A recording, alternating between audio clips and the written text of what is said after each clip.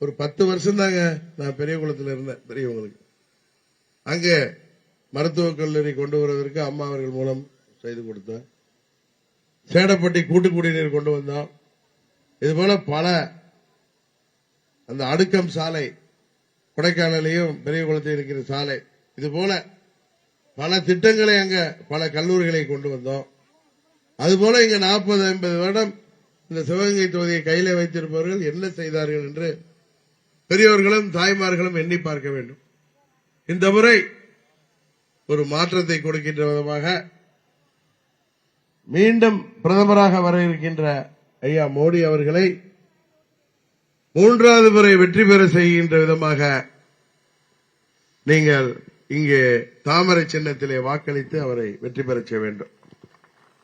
இப்ப நம்ம எல்லாம் மோடி அவர்களை பிரதமராக்கணும்னு எல்லாம் கூட்டணி வச்சு போட்டிடுறோம். அண்ணா பழனிசாமி எதுக்காக போட்டிடுறாரு? இங்க யாரு வேட்பாளர்?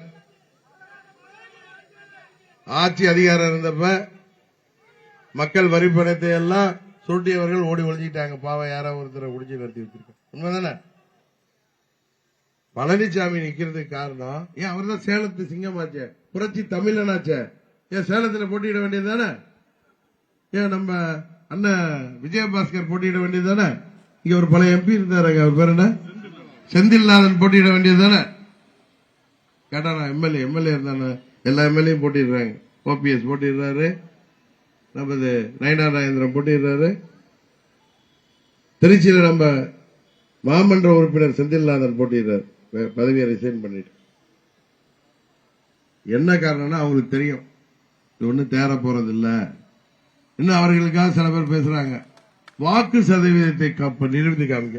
வாக்கு சதவீதத்தை காமிக்கணும்னா நீ தலைவர் எல்லாம் நின்னாதானே ஏதோ 4.5 வருஷம் அடிச்சதெல்லாம் வச்சு ஏதோ மக்கள்கிட்ட திருப்பி போய் சேர்ந்து ஏதோ ஓட்டு வாங்க முடியும். அவங்க நிக்கிறது அது இல்ல. கொடநாடு கொலை வழக்குல பழனிசாமி மீது தமிழ்நாடு முழுவதும் மக்களுக்கு சந்தேகம் இருக்கு. அதுல ஏதாவது கைது பண்ணிட்டு பாரு ஸ்டாலின் கெஞ்சிக்கிட்டு. இப்ப தெரியும் உங்களுக்கு, இங்க உள்ள முன்னாள் அமைச்சர்கள் மேல பல வழக்குகள் போட்டு அவர்கள் மேல எஃப்ஐஆர் போட்டு சார்ஜ் ஷீட் ஃபில் பண்ணி சொத்து குவிப்பு வழக்குல பல கோடிக்கு ஊழல் செய்திருக்காங்கன்னு, சொத்து சேர்த்து வச்சிருக்காங்கன்னு கேஸ் போட்டிருக்காங்க. அதனால கைது பண்ணிடாதீங்க. இதுல கேஸ் போட்டா பழனிசாமி வெளியிலே வர முடியாது. என்ன நினைக்கிறீங்க? அவ்வளவு பெரிய அளவுக்கு ஊழல் சாம்ராஜ்யம் நடத்தினார்கள். அதனால இன்னைக்கு தெரியும், தமிழ்நாட்டில் ஆள்ற ஆட்சி பழனிசாமி செய்த தப்பான ஆட்சிக்கு எதிராக மக்கள் வாக்களித்ததுனால திமுக திருந்தி இருக்குன்னு நம்பி வாக்களித்தாங்க. ஆனா திமுக திருந்தவே இல்லைங்கிறத இன்னைக்கு தெரிஞ்சுக்கிட்டீங்க. எப்பயும் திருந்த மாட்டோம்னு தெரிஞ்சுட்டேன். தம்பி கொஞ்சம் கொடிய இருக்கீங்க, அங்கெல்லாம் மறைக்கிறது அவரெல்லாம் பார்க்கணும். நீங்க விவசாயிகளாக இருக்கட்டும், அரசு ஊழியர்கள்,